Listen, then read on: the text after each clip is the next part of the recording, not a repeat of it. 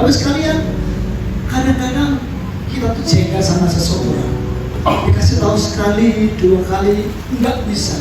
Maka kalau kita ikuti terus, kita sendiri capek. Makan hati. Kalau hati ampla enak, makan hati orang nggak enak. Betul.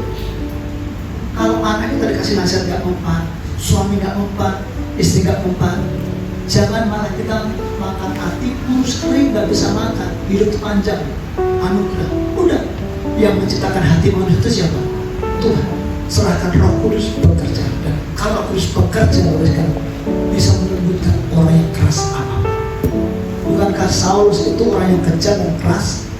Tapi ketika Roh Kudus menjamah, dia berjumpa dengan Tuhan, hati yang pengemis itu, pembunuh itu digantikan dengan hati yang menginjil.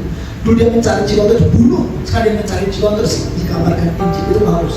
Bahkan kita pun percaya sekarang pekerjaan termasuk bagian dari pelayanan Paulus. Hari ini makanya pertama, Roh Kudus itu bekerja untuk kita butuhkan untuk menginsafkan akan dosa. Sejatinya kita ini seringkali menutupi kesalahan. Saya pernah berdosa, dan untuk ngomong jujur itu berat sekali. Saya harus menangis. Tapi saya tahu keterbukaan, coba klik, keterbukaan itu awal pemulihan. Keterbukaan, kejujuran awal dari pemulihan. Makanya begini, kita lihat kalau ada hidup seseorang kok sengsara, terus udah berdoa berupaya, kok nggak tahu mau ubah-ubah kan? Saya curiga jangan memang ada kesalahan tersembunyi yang belum diungkapkan. Sekarang, karena Yesaya pasal 5:1, tangan Tuhan tidak kurang panjang, telinganya tidak kurang tajam mendengar doa kita, tapi yang menjadi pemisah antara kita dan Tuhan adalah segala pelanggaran dan dosa kita. Nah, kalau ada dosa tersembunyi tidak dilepaskan, nggak jujur, ini menjadi malapetaka.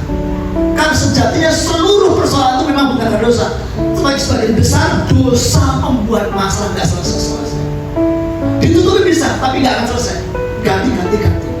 Makanya kalau orang yang nggak pernah bertobat, hari ini baik tapi nggak bertobat, itu seperti orang dalam lingkaran setan, akan terus bersikap. Makanya kalau hidup kita kok nggak diubahkan tuh, jangan-jangan ada akar pahit, kebencian, kenajisan yang nggak